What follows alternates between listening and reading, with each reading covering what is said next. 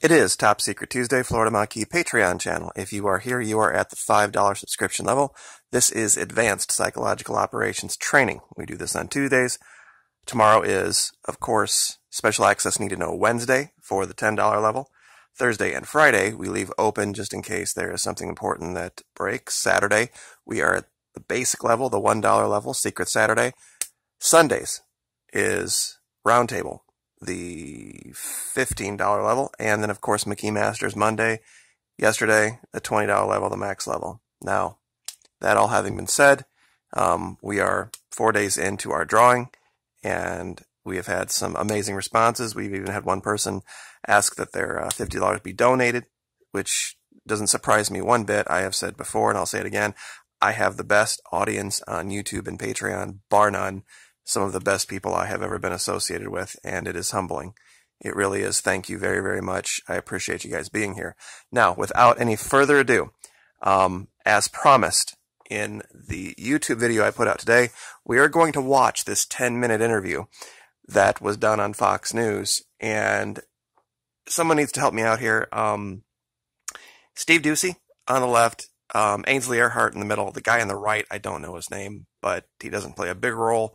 They interview one of their own, Heather Nauert, who is, of course, the current Undersecretary for Public Policy and Public Affairs at the State Department. She was just the spokesperson and then immediately got the dual role, which a lot of people questioned because her resume really doesn't give her that prowess, I guess would be like the best term I can think of. And now she is the #1 contender for UN ambassador, which is way out of her league. But of course, it shows that we have a president that has a problem. One of the very first videos, and I will find the link to it, put it down in the description, that I've ever did on Patreon, talked about this woman specifically, and how she was a symptom of this guy thinking with not his brain. We'll just leave it there. So without any further more delay, here we go. Heather Nauert, the acting Undersecretary of State for Public Diplomacy and Public Affairs, and she used to work with us here on Fox and Friends. Hey, Heather, so good to see you. Good morning, Ainsley. Great to see you. I'm going to max out the screen here real quick because we need to see some body language that's close. Right off the bat here, we're going to back this up a little bit. I want you to look at the way that she's moving her face around, and look at Ainsley Earhart's face as well. Diplomacy and Public Affairs, and she used to work with us here on Fox and Friends. Hey, Heather, so good to see you. Good morning, Ainsley. Great to see all of you. Well, thank you. All right, so let's set the stage for Singapore. What can we expect? Well, this administration has made more progress in the past 8 weeks than the government has in the past 8 years in getting North Korea to denuclearize. So this is a tremendous step in the right direction under President Trump's leadership, and now Secretary Pompeo's as well. So as we look ahead to the next, to the summit meeting that's set to take place in Singapore, you can expect a lot of planning. There are a lot of logistics that are involved in planning that. Secretary Pompeo set sort of the expectations that we have for North Korea to denuclearize. He made our expectations very well known in his talks with Kim Jong-un. And so between... Real quick, while I'm not going to pause a whole lot with this because I want you to watch this woman's face. They are talking about, if you look at what's in the news, in the media right now, what we're talking about, we have the issue in Venezuela, we have the issue with the migrant crisis, we have the issue with the shooting, I guess multiple shootings. I know she was asked specifically about Singapore, and she's answering that question. I understand that. However,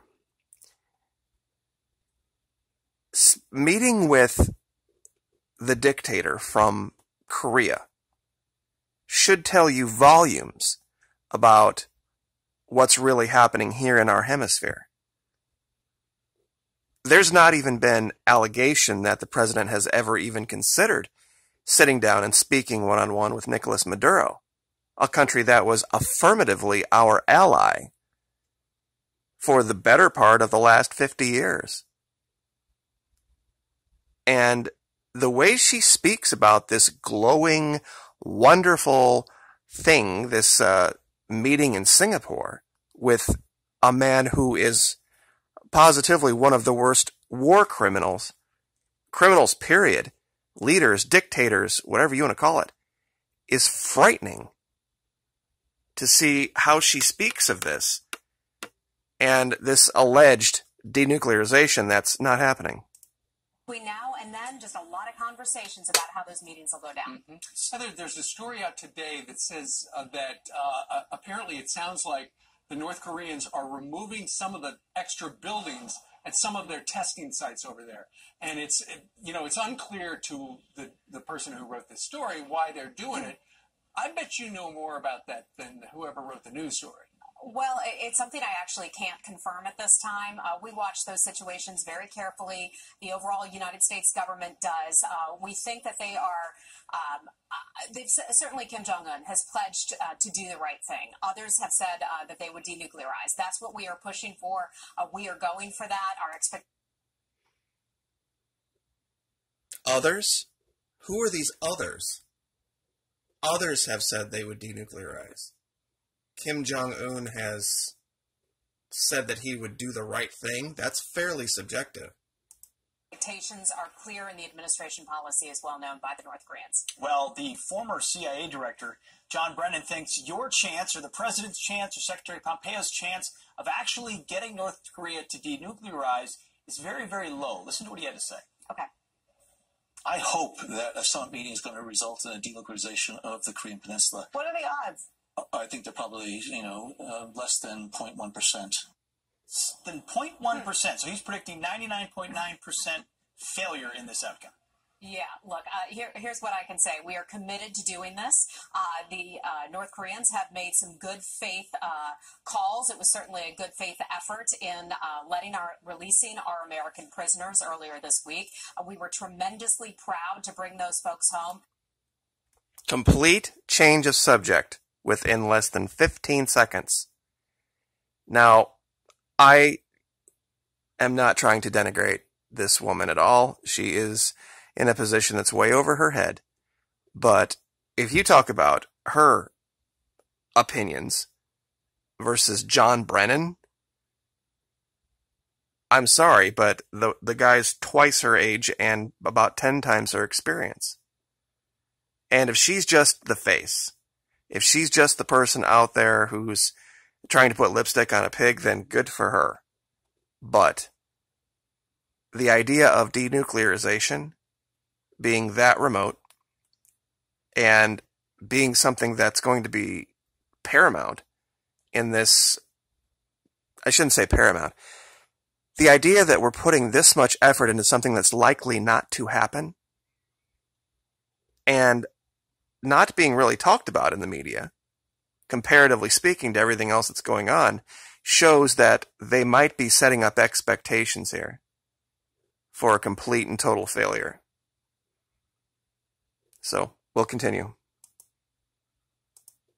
Look, we are realistic and clear-eyed about this, but it doesn't mean that we aren't going to make every effort and every attempt to fulfill President Trump's policy of denuclearization of the Korean Peninsula. We're a long way from that, but we're certainly going to make all of our efforts. And the sanctions are not going to come off until they do that, right? Absolutely not. This administration came in very early on and designed the maximum pressure campaign on North Korea. We were joined by many other countries around the world to put sanctions on North Korea and also other entities to try to get them, to force them to denuclearize. We have seen those sanctions working. We believe that that is what has brought them to the table. Our allies back us on that and are in agreement with us on that. So we're pushing it in the right direction, but those sanctions will not come off until denuclearization happens. All right, putting aside for 1 minute the concept of creating financial pain in order to get your way with a country, having its long-term end be nothing but failure. How does this make you feel about, and I hate to put it that way, the sanctions on Venezuela? What, has Venezuela ever pursued a nuclear weapon? No. But have they done things that our country disagrees with? Yes. So we cause financial pain, we cause starvation, we cause all sorts of problems for their people, which causes resentment. in order to force a government that we disagree with to do something they don't want to do. Instead of going and making the case for nuclear weapons proliferation not being in anyone's interest, so that when they denuclearize, they do it of their own desire. Why has no one ever talked about this? Now, this woman on the left is doing an amazing job of putting this lipstick on a pig, and it makes me believe, based on some other things in her past too, that she is more than just a pretty face. She has something about her that smacks of alphabet agencies. And I can't put my finger on it yet, but I will. Well, a couple of days ago, you were with Mike Pompeo. And I know we're kind of, we saw the still images, but what was it like on the ground with Kim Jong-un? Yeah. So first, let me start off by telling you a little bit about what it was like when our American prisoners came on the plane. And try to picture this, guys. In North Korea, we're at the Pyongyang airport, and these three men are walking onto a plane that says United States of America across that plane. How incredible, just that taste of freedom. They walked on board. We each got an opportunity to take a look at them, to shake their hands and say, welcome home. Even though we were still on North Korean soil, they were then under the protection of the United States of America. They said to us there, they looked us right in the eyes and said, God bless America, and we are so proud to be Americans. Wow. We all teared up. We all choked up. It was an incredible moment. So, I mean, that really, for me as an American and for someone who represents the State Department in this administration, was the highlight of the week. The entire reason we did go there, though, was to set the table for President Trump's meeting with Kim Jong-un later next month. And so the Secretary Pompeo, made a tremendous amount of progress in planning for that meeting. I was not in the meeting with him along with Kim Jong-un. There was just one other U.S. official, but we believe we made some progress on that front. Heather, are there any demands we've made up front that the North Koreans have not agreed to yet or haven't said is possible? We're still in the planning stages here, but we've made it very clear. Complete, irreversible, verifiable denuclearization. We've made that clear all along that that is our goal, and many other countries around the world completely back us up in that way. Heather, as far as those hostages are concerned, what were they like? Do they have family members here? Do they have kids? And did you find out what was in that note that one of them handed to Mike Pompeo? Yeah, so I read that. I understand. You do know that she never really did answer the question from Ducey about Kim Jong-un. She jumped right into the feel-good, jingoistic type of thing, which, I guess we can't really read much into that. But I would like to, and I would like you to rewatch this video, because I don't want to go over and over again. Watch the body language of Ainsley Earhart as she is speaking. Now, it's not something that's easy to do and still watch Miss Nauert, but take one time to run through and watch. There is something going on between those two. I don't think they like each other at all. And not that I suppose any two, cat fights happen. It's just, it is what it is. But there's something, these women are paid professionals to look a certain way on camera, regardless of how they feel. And that Miss Earhart can't hide this. The only word I can see is disdain. I don't know if it's jealousy, I don't know what it is, but there is something going on. And that a psalm was handed to Vice President Pence. I've not seen it myself, so I'm not familiar with what exactly is in that. But these are men of faith, and that is very important to them. They do have families here in the United States. They're United States citizens. I know my consular affairs colleagues had the opportunity to give those family members a call and let them know that they're American prisoners, their family members, now the freed Americans, as I like to call them, were on their way home. Can you imagine getting that phone call from the United States government saying, hey, we have your dad, we have your husband, we have your brother. So we reached out to them. I know that some of those families were on their way. All right, now look at this picture.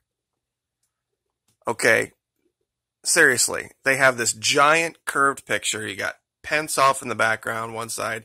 You got Pompeo the other, looking at this guy. Don't tell me this isn't a cult figure.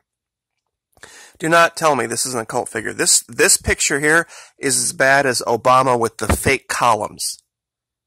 I hope everybody out there remembers that. It was back in 2008, and it was acceptance speech, and I think when he got the Democratic nomination, he had the fake Greek columns behind him. This right here, that's his moment. Right here. Where he looks like this great and wonderful peacemaker. And to see, I mean, the way this is all staged, this complete shot with this huge curved screen, they're playing games. Way to Washington, D.C. to be reunited. They're now private citizens, so I'm not going to be able to talk about what's ahead for them, but I know they're certainly glad to be reunited with their families and back home on safe ground. Did they mention to you about their treatment?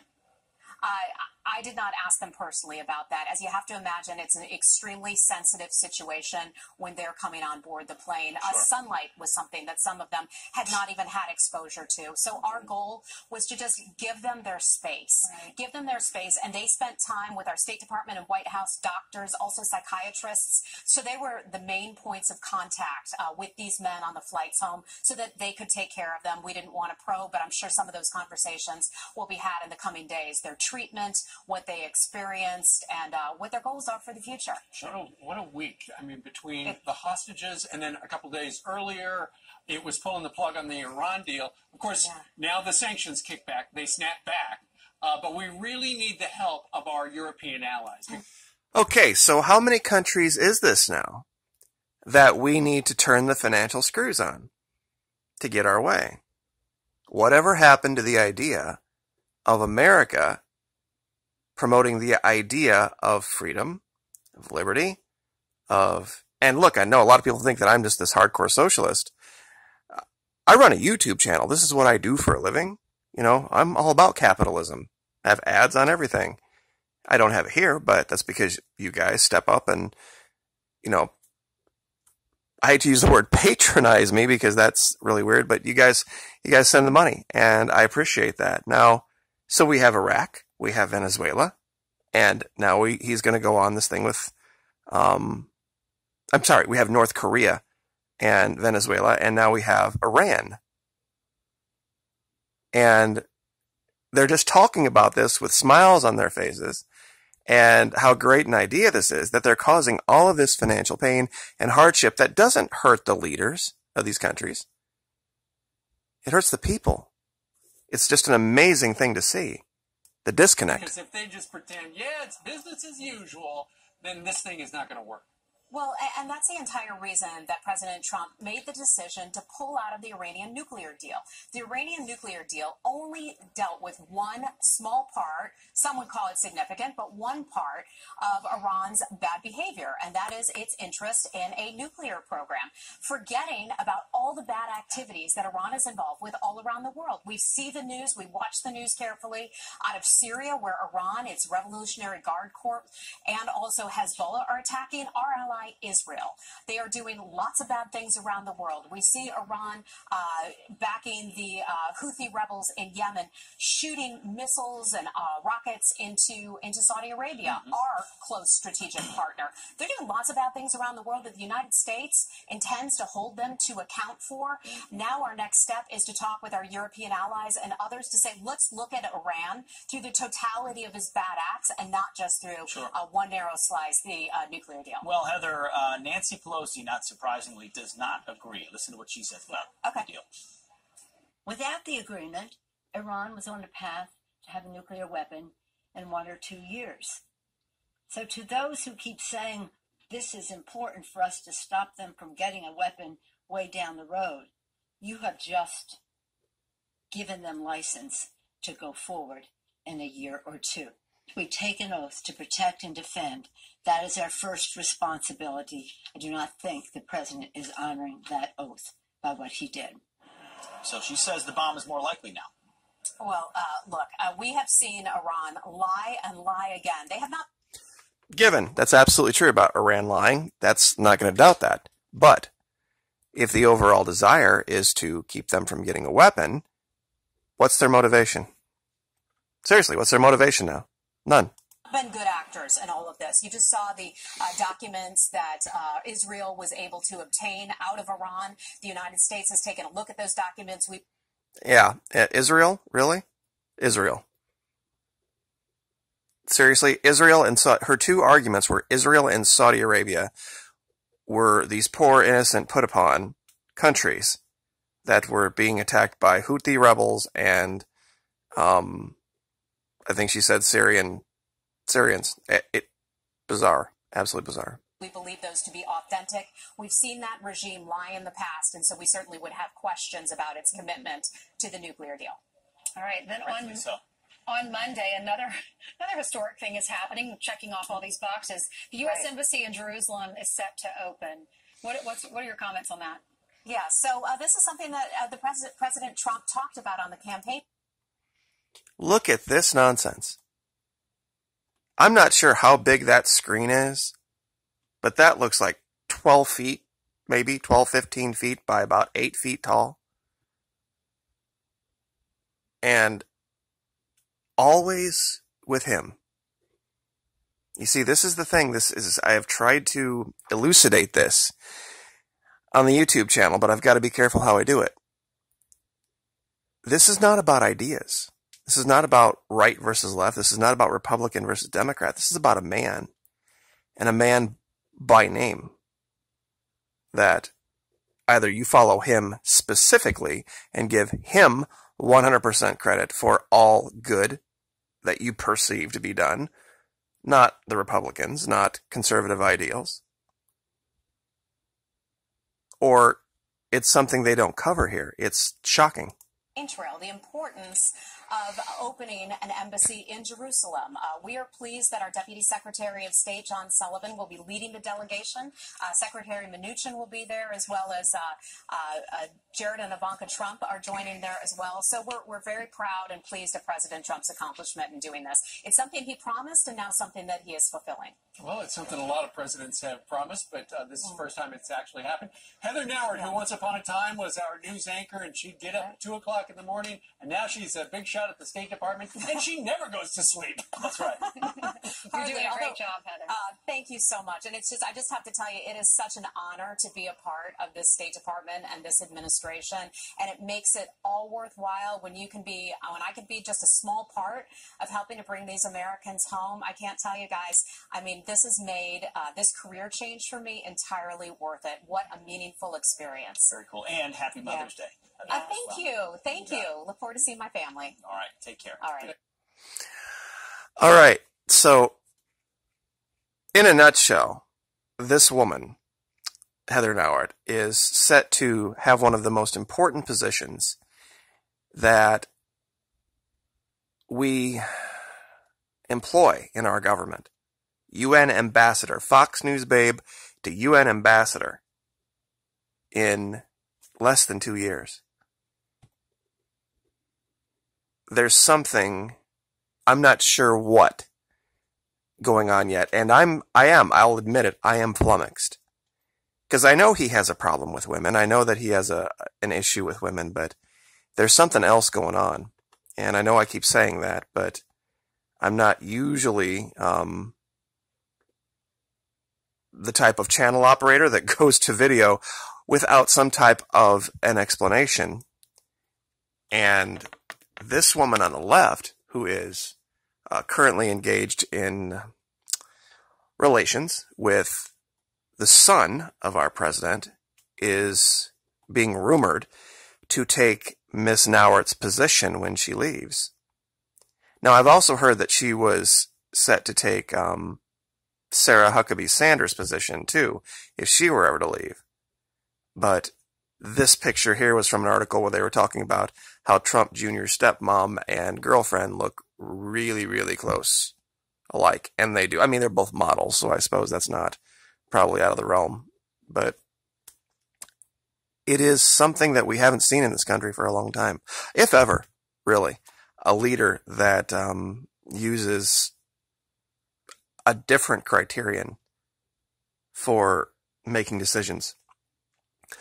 That we have other players in the world that are going to see this and they're going to find a way to use it against us.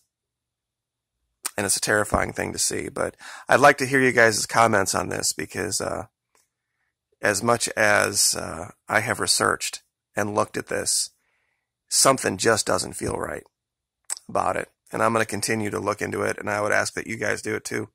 So, Top Secret Tuesday, Florida Maquis Patreon channel. Thank you so much.